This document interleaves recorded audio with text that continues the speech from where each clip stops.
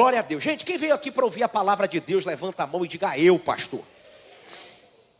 Glória a Deus. Gente, nós começamos há 2 domingos atrás aqui, a falar sobre esse tema, compartilhando a mesa. E aí começou essa série, o pastor Augusto com a pastora Márcia. E eles deram um foco muito grande em relação à família biológica, testemunho maravilhoso de casal. E depois veio o pastor Ellison, me substituindo domingo passado. Eu passei para ele em cima da hora por causa da virose. E ele já pegou uma mensagem dele lá, já que estava pronta, que eu avisei o bichinho já no sábado à noite. E ele continuou nessa mesma linha de família biológica. Mas hoje eu quero finalizar essa série tratando um pouquinho de outro aspecto familiar, de outro aspecto de mesa.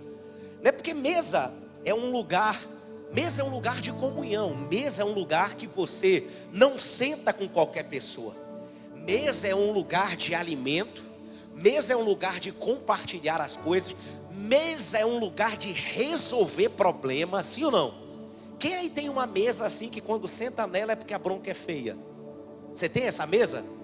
O rapaz, quando senta naquela mesa ali, aquela mesa, se sentou lá é porque a bronca é alta, Mesa é lugar de fechar negócio, Então a mesa é um lugar especial. A Bíblia fala no livro de Salmos sobre a mesa, que a família senta, que a esposa é como uma videira frutífera, que os filhos ficam ao redor da mesa.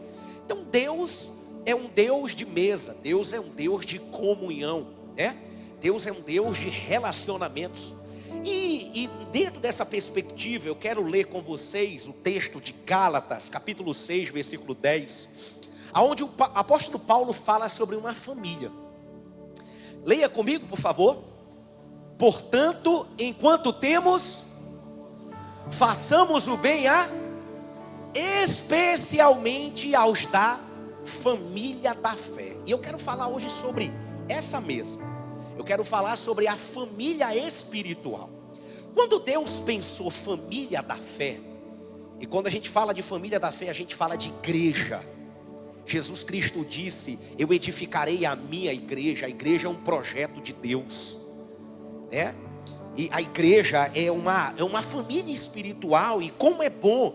E a gente vai ver ali na Bíblia inteira o carinho com que as pessoas tratavam a casa de Deus, esse lugar onde a gente senta na mesa, onde o Pai nos alimenta.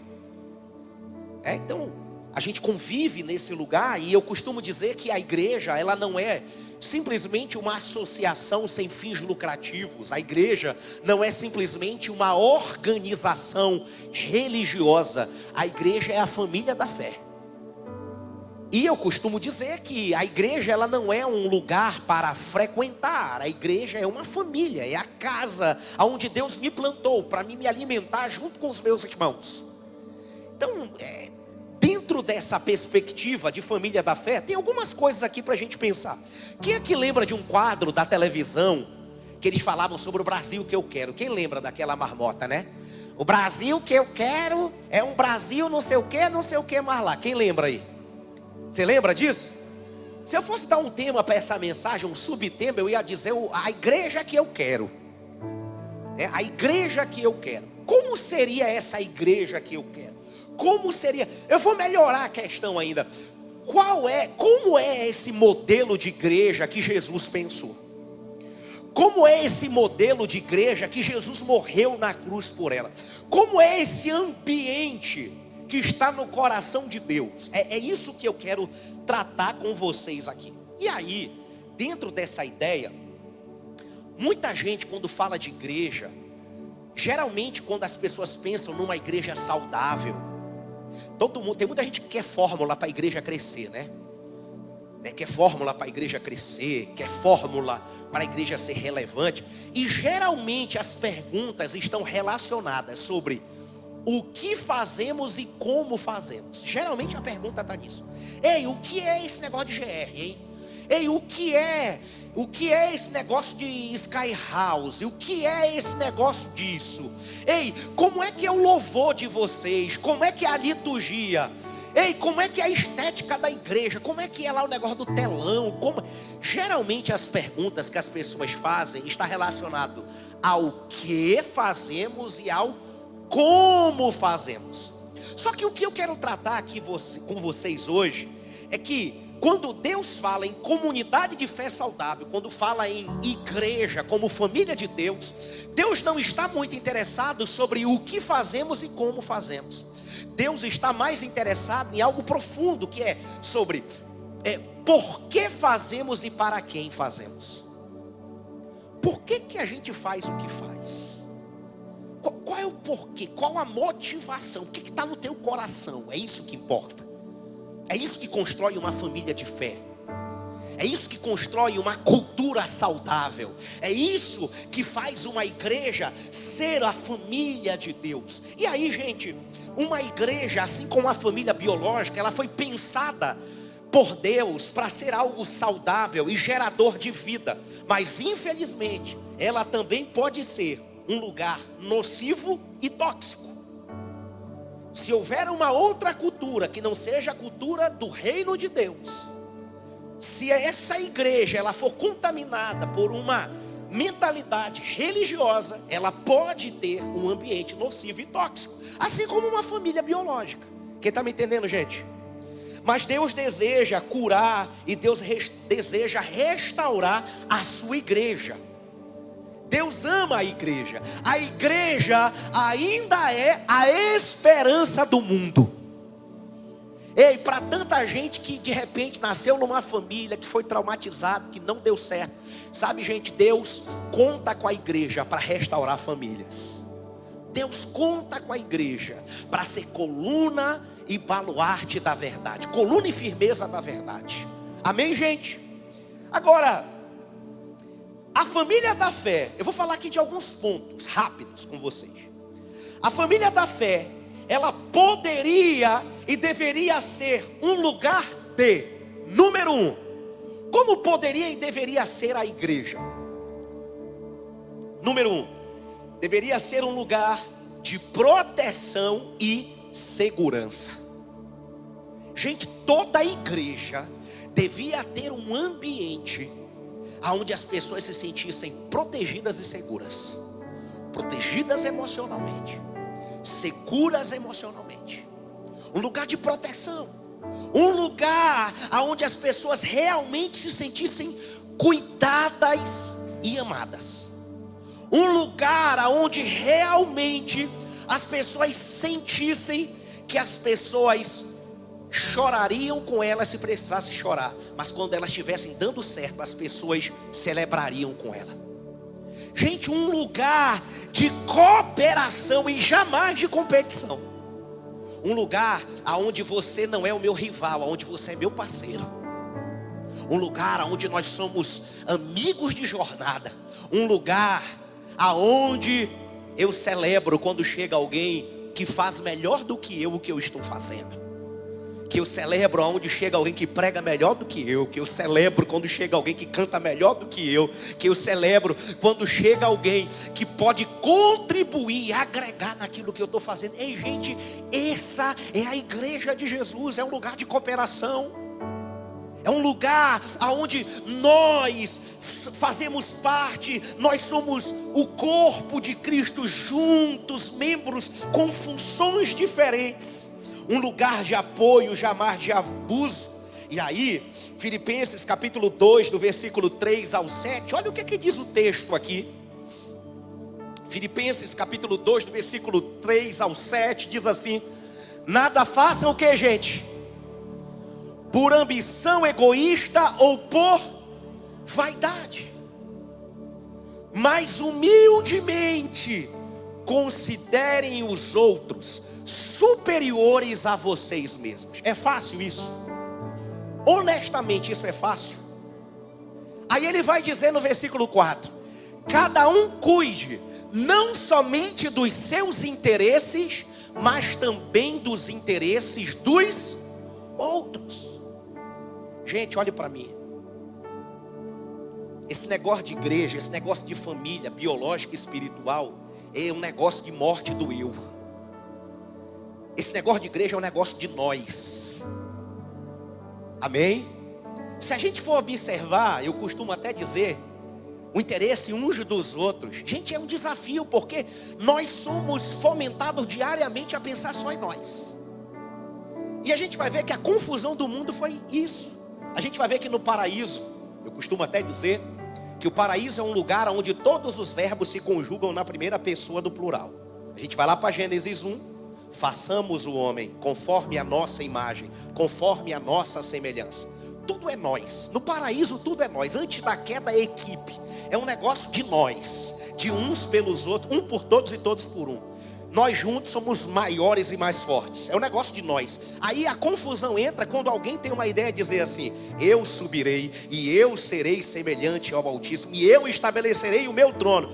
Quando eu cresce, a confusão entra. Quando é que um casamento acaba? Quando eu se sobrepõe sobre nós. Quando é que uma igreja divide? Quando eu se sobrepõe sobre o nós.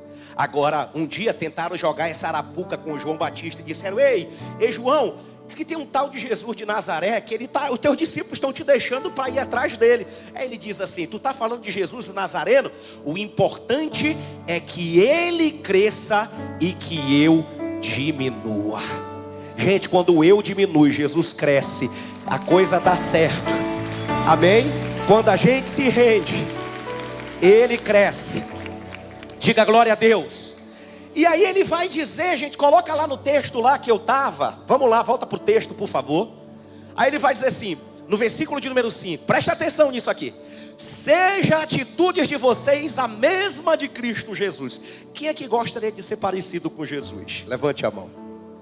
Vamos ver que atitude é essa? Que embora sendo Deus, não considerou que o ser igual a Deus era algo a que devia apegar-se. Gente, Deus encarnado, o Todo-Poderoso, o Criador, aquele que era, aquele que é e aquele que há de vir. Esse tem poder, adorado nos céus pelos anjos e pelos querubins. Olha o que o cara faz. Ele pega uma talha, um vaso de água, coloca uma toalha na cintura e pega o pezão do Pedro peixeiro, cheio de uma encravada, chulé, e vai lavar o pé do Pedro. A Bíblia diz que, embora sendo Deus, não considerou que ser Deus era algo a que devia apegar-se. E aí, até hoje a gente fala do Todo-Poderoso que foi capaz de lavar o pé de um mortal. Sabe por quê? Porque quando a gente tem grandeza e a gente serve movido pelo combustível do amor, nenhuma tarefa simples nos humilha. Pelo contrário, quem é grande tem a sua grandeza potencializada quando está sendo humilde e está servindo. Agora, quando alguém se sente humilhado porque está cumprindo uma tarefa simples, é porque nunca teve grandeza nele. Gente, olhe para mim. O nosso reino é um reino de bondade, de misericórdia, de graça. Ele não se apegou com isso. E às vezes a gente fica se apegando, né, irmão, por cada besteira, não é verdade?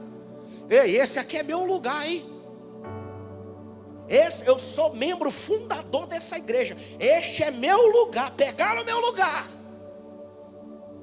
Ei, essa música era minha. Como ousas cantar a minha música, seu devasso? Gente, cada besteira que a gente vê se apegando em bobagem, sabe? E aí a Bíblia vai dizer no versículo de número 7, vai dizer assim: mas esvaziou-se a si mesmo, vindo a ser servo, tornando-se semelhante aos... Ei, gente, esvaziar de si mesmo. Ei, quanto mais vazio de si, mais cheio de Deus. Ei, Deus tem coisa grande para derramar. Esse negócio de evangelho é um negócio de se esvaziar de si. Esse negócio de evangelho é um negócio de se render à vontade de Deus. Amém? Versículo de número 8 diz assim: e sendo encontrado em forma humana, humilhou-se a si mesmo e foi obediente até a morte e morte de cruz. Então, a igreja, a família da fé poderia e deveria ser esse lugar de proteção e segurança. Mas a família da fé também poderia e deveria ser um lugar, número 2, um lugar de diálogo. Diga comigo, diálogo. Diga comigo, diálogo. Gente, conversa franca. Conversa. Um lugar para quebrar barreiras. Gente, como é bonito, né?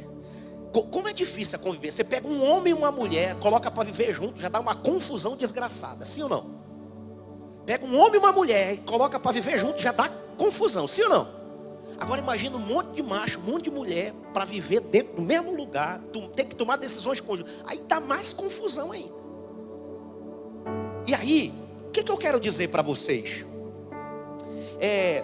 A igreja deveria ser um lugar de diálogo, um lugar de quebrar barreiras. Eu fico olhando, a gente vive numa sociedade, isso não é de hoje, é desde a época de Jesus, onde as pessoas focam no que divide, focam no que separa. Lembra da história lá da mulher samaritana? Quem lembra? João capítulo 4, Jesus chega com a mulher. Ei mulher, como tu sendo um homem judeu fala comigo uma mulher samaritana? Não sabes que não pode? Focando no que separa. Ei mulher, esquece isso, se tu soubesse quem fala contigo eu te daria água, tu nunca mais teria sede. E aí a mulher disse, mas como tu dizes, a minha religião diz que tem que adorar nesse monte, a tua religião diz que tem que adorar lá em Jerusalém. Jesus diz, ei mulher, para de focar no que divide. Existe algo que nos une. Está chegando o dia que não vai adorar nem num lugar nem no outro. Não, tem algo maior que nos une. É o Senhor. E a gente vai adorar Ele junto em espírito e em verdade. Gente, tem gente que está viciado em procurar o que separa. É viciado em procurar aquilo que dá conflito, que dá confusão. Vamos simplificar a vida. E aí, falando em diálogo, a igreja deveria ser esse lugar onde dúvidas sinceras fossem bem-vindas. Sabe por quê, gente? Às vezes, existe mais fé numa dúvida sincera do que em declarações de fé vazias e sem profundidade nenhuma. Então, olhe para mim, talvez você chegou aqui cheio de dúvida, cheio de questionamento. E você diz, eu acho que Deus deve estar revoltado comigo, porque eu estou cheio de dúvida no meu coração. Eu quero dizer para você que Deus sabe muito bem como lidar com suas dúvidas. E Deus não fica triste, nem preocupado, porque você está com alguns questionamentos sinceros. Então a igreja deveria ser esse lugar, onde questionamentos sinceros são bem-vindos. Olha o que o profeta Abacuque, preste atenção, Abacuque capítulo 1, versículo 13. Coloca o texto, por favor. Abacuque capítulo 1, versículo 13. O profeta, hein gente? Olha lá. Leia comigo. Vai lendo aí que eu vou tomando água.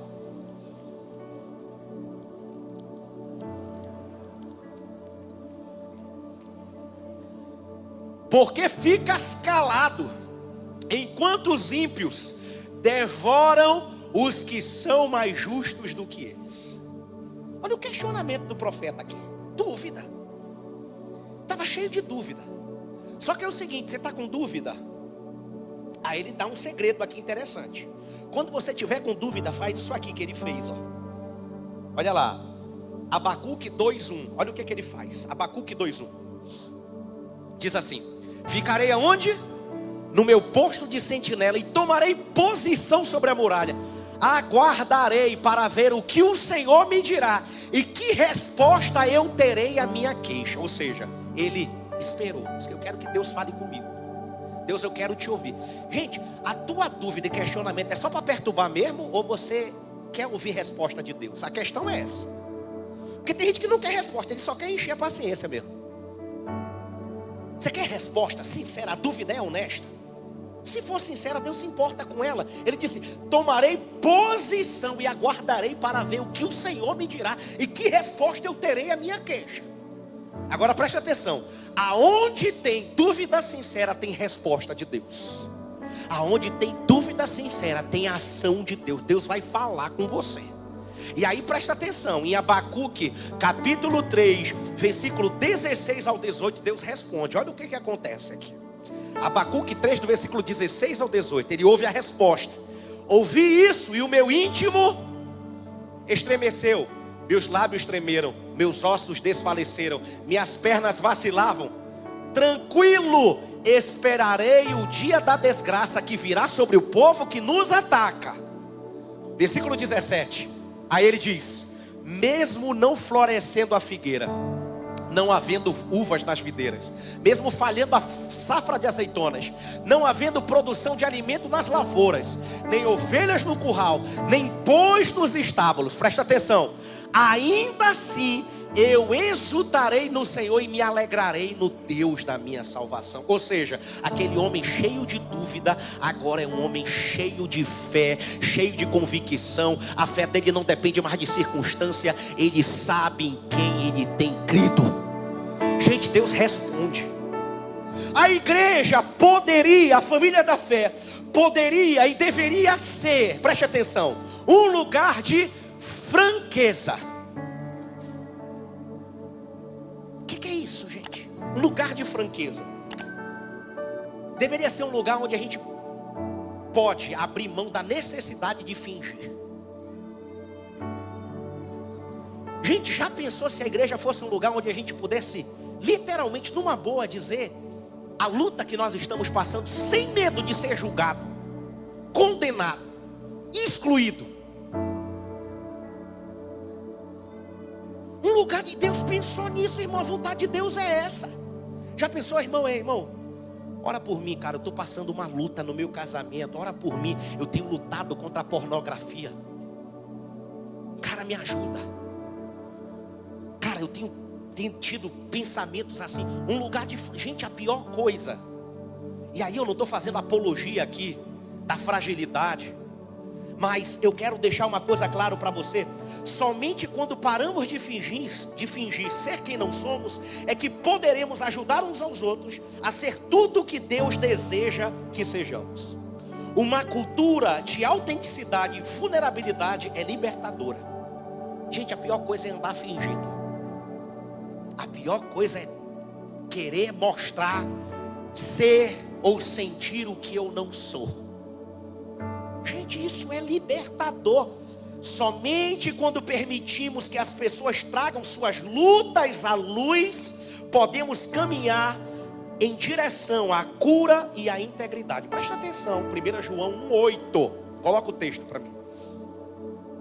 Leia comigo bem alto.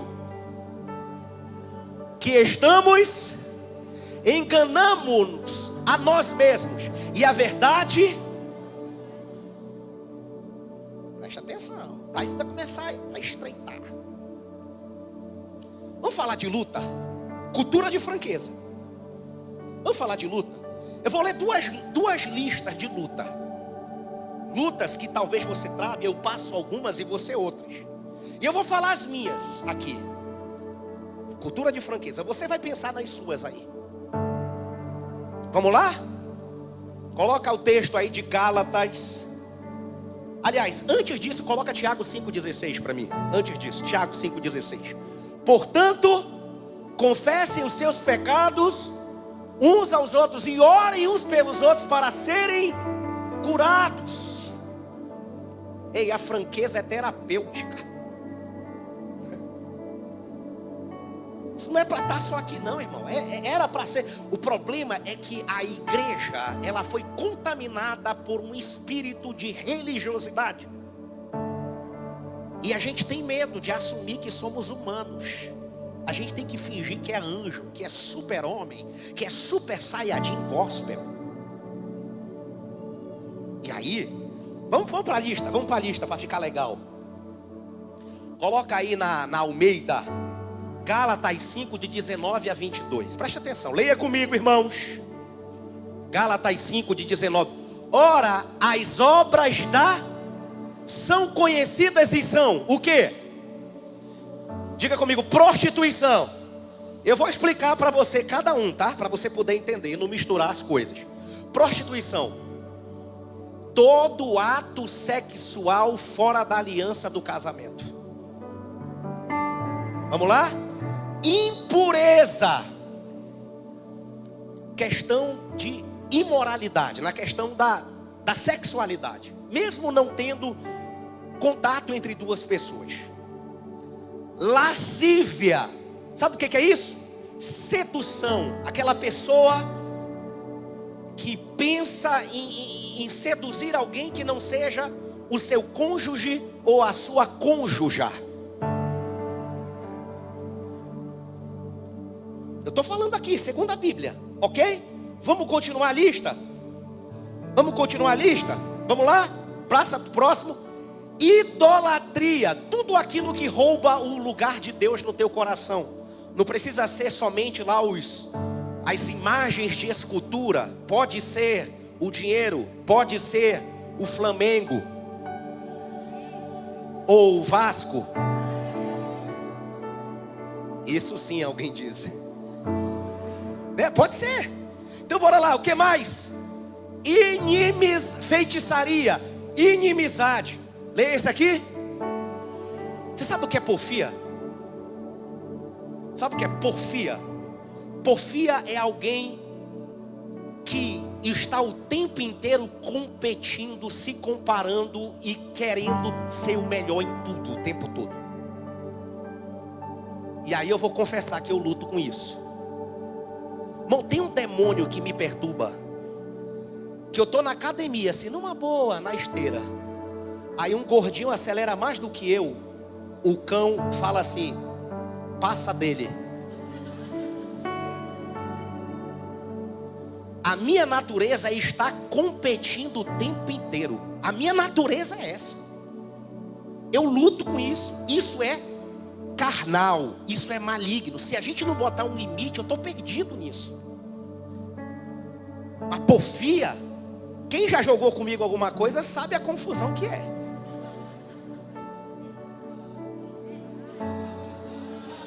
Olha os meus acusadores, Senhor. Eu aqui na cultura da franqueza, eles me atacando. Gente, porfia, isso aqui, ó, eu tenho um problema sério com isso. Isso é obra da carne, irmão. Isso não é de Deus. Amém? Aí bora continuar. Ciúme, né? Ira. Na linguagem de hoje está dizendo acessos de raiva. Na linguagem de hoje está assim. Gente, eu sou esse cara. Bom, eu sou um homem altamente explosivo, um fio desencapado. A minha natureza é essa, é ser grosso. Eu luto com isso. Gente, eu estou falando para vocês a minha luta. Gente, eu dependo, eu preciso de Deus. Tem momentos da minha vida que eu sinto que eu me afastei do Espírito Santo, que nem eu me suporto. Eu digo, meu Deus, eu tinha que morrer, uma peste eu sou. Gente, eu estou falando para vocês aqui de algo real, de algo verdadeiro. E aí continua aí o texto. Ira, não, volta lá. Discórdia, dissensão, facção. E aí a lista continua. Coloca lá: inveja, bebedice, glutonaria. Preste atenção, é interessante, né? A lista começou com 3 coisas relacionadas à sexualidade. Foi ou não foi? Sim ou não? O resto tudo foi comportamento. Só que é assim, ó. Que direito eu tenho, alguém que luta contra a porfia e contra a ira, de me achar superior a alguém que luta contra a prostituição?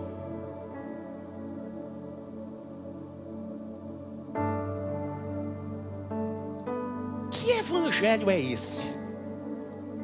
Quer dizer que só é sério se envolver sexualidade. Gente, o que eu estou querendo dizer para vocês? Ei, a pessoa que tem problema com prostituição, com adultério, e a pessoa que tem problema com ira, todos os dois precisam do Espírito Santo, precisam de Jesus para serem transformados pelo poder do Evangelho. Só que a gente coloca em categorias diferentes. Vamos para outra lista? Sei que você gosta desse negócio de lista. Vamos para uma lista que vai ficar mais feio o negócio agora. Coloca para mim aí 1 Coríntios capítulo 6, do versículo 9 ao 11. Coloca o texto para mim. Leia comigo. Coloca na NVI, para ficar mais claro o negócio. Vocês não sabem que os não herdarão o reino de Deus? Não se deixem enganar. Nem imorais, nem homossexuais, passivos ou ativos. A lista continua, passa para a próxima. Nem ladrões, nem avarentos, nem alcoólatras, nem caluniadores, nem...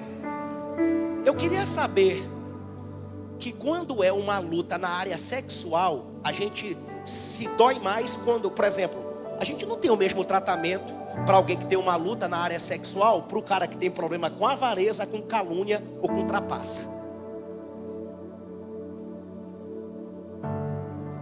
E aqui, gente, eu quero deixar muito claro que eu não estou passando pano para nada. Coloca o outro versículo, versículo 11. Coloca o versículo 11, por favor. Assim foram alguns de vocês, mas vocês foram lavados, foram santificados e foram justificados no nome do Senhor Jesus Cristo e no Espírito de nosso Deus. Ei, gente, tanto um quanto o outro precisam e devem ser lavados, precisam do Espírito Santo, precisam de transformação. Não tem o erradão e o erradinho. Todos nós somos carentes da graça e da dependência de Jesus.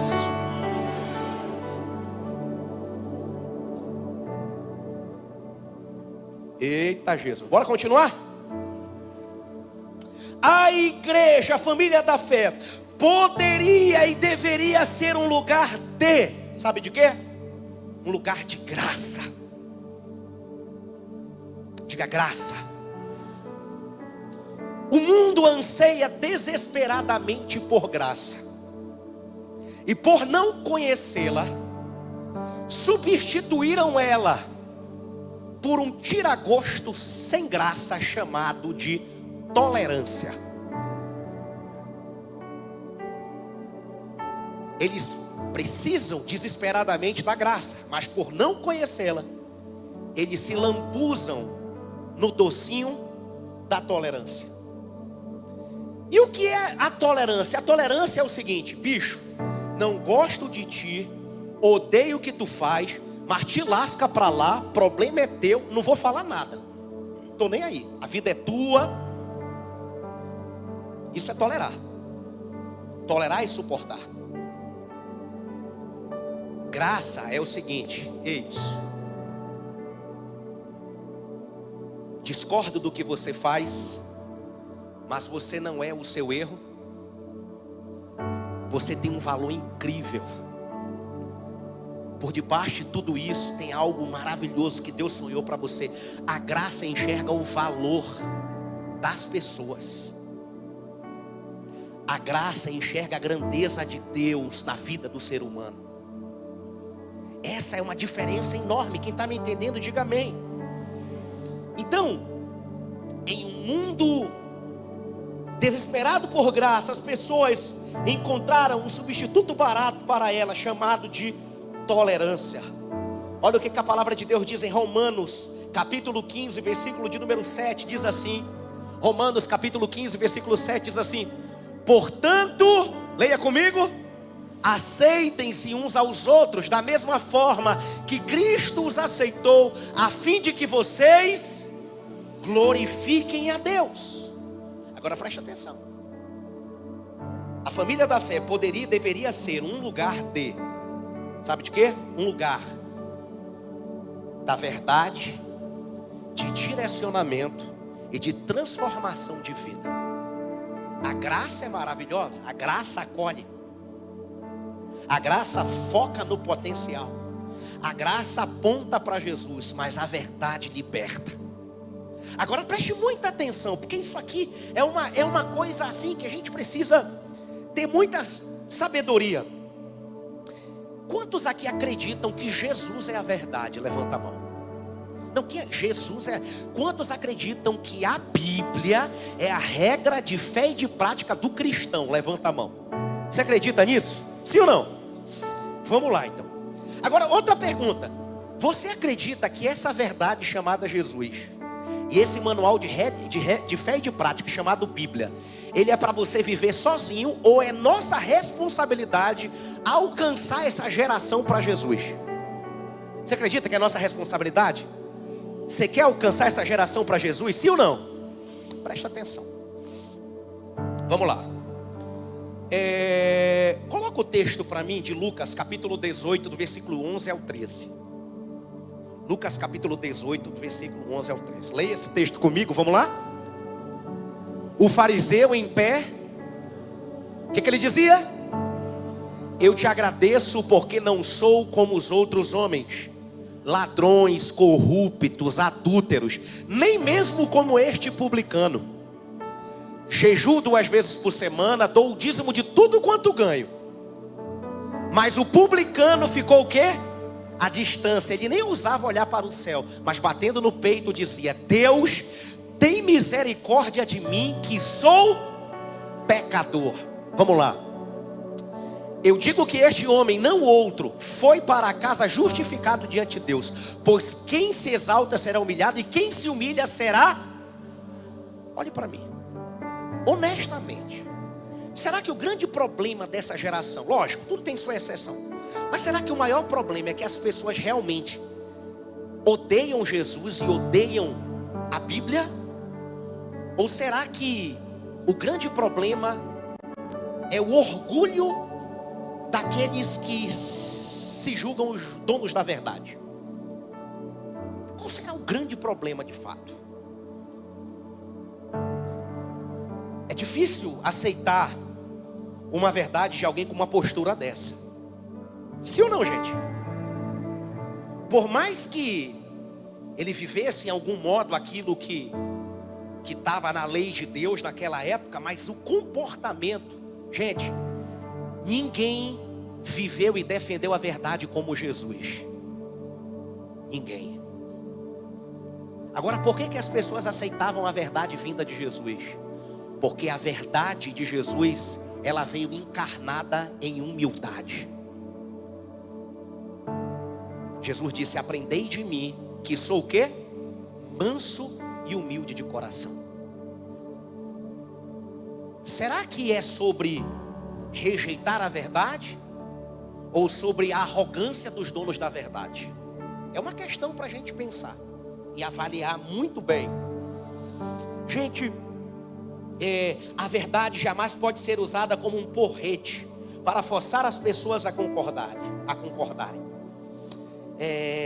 Agora, em contrapartida, um ambiente de graça jamais deve ser confundido com um ambiente de acomodação ou de normatização de padrões que não seja o padrão de Jesus.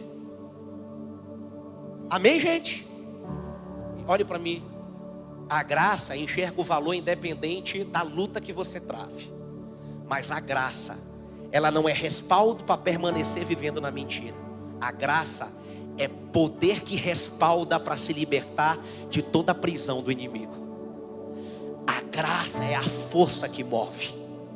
A graça é o poder que te liberta, que te ajuda a viver segundo o padrão de Deus. Olhe para mim.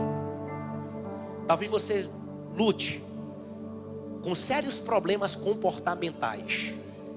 Eu quero dizer para você que existe um padrão de Deus, existe uma verdade de Deus. E esse tem que ser o seu guia, esse tem que ser o seu alvo de vida. A gente deve crescer até a maturidade de Cristo. Errar, se arrepender e continuar a jornada. Jamais se acostume a sorrir daquilo que faz Deus chorar.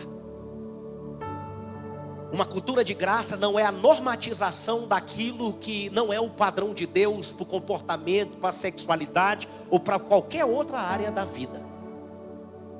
Quem está me entendendo, gente? Então, é muito importante que a gente entenda isso. E aí, para nós concluirmos essa mensagem, sabe o que eu aprendo aqui? A família da fé poderia e deveria ser um lugar de, por último, um lugar de acreditar nas pessoas. Gente, um lugar para acreditar nas pessoas. Quem é que já se decepcionou porque acreditou em alguém? Você está vivo, irmão. Já se decepcionou? Vai se decepcionar outras vezes ainda. Seja bem-vindo ao mundo real. Só que você tem que aprender a se proteger. Eu não vou mais acreditar em ninguém. Vai morrer doido, infeliz. Não existe vida sem acreditar em alguém. Agora preste atenção. Às vezes a gente vê pessoas que foram acreditar nas pessoas. Gente, preste atenção. Esse negócio de igreja, esse negócio de Jesus, é um negócio de acreditar em pessoas. É um negócio de acreditar. Eu acredito em você. Talvez é o que o teu filho, a tua filha precisa ouvir. Filho, eu acredito em você. Eu acredito em você. Você não é o seu momento. Eu acredito no que Deus tem na sua vida. Pastor, mas o senhor, já ouvi gente falar, pastor, mas tu é muito leso, tu é muito inocente. Eu quero ser leso. Eu quero ser leso igual Jesus foi leso. Porque, meu irmão, o Judas era ladrão e o cara dava dinheiro para o desgraçado cuidar. Isso é ser leso? Não, isso é dar oportunidade. Tudo que você pode levar de mim é dinheiro. Você não leva nada de mim. Eu sou bem resolvido. Gente, acreditar nas pessoas. Escute. Às vezes alguém se gaba e diz assim: eu tenho um negócio dentro de mim que quando eu olho, eu já sei quem presta e quem não presta. Eu sei o que é. Demônio. É demônio. Né? Gente, não sei. Porque, gente, olhe para mim, pelo amor de Deus. Ei, olhe para mim. Eu prefiro errar acreditando nas pessoas do que acertar julgando e condenando por antecipação.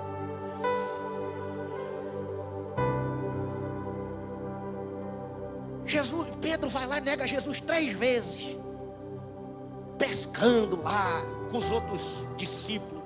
Um deles estava nu. Para mim quem estava nu era Pedro, bêbado. Jesus vai lá na beira da Galileia: ei, cara, vem aqui, meu filho. Traz para mim esse quadro aqui, por favor. Preste atenção, por favor, para nós concluirmos.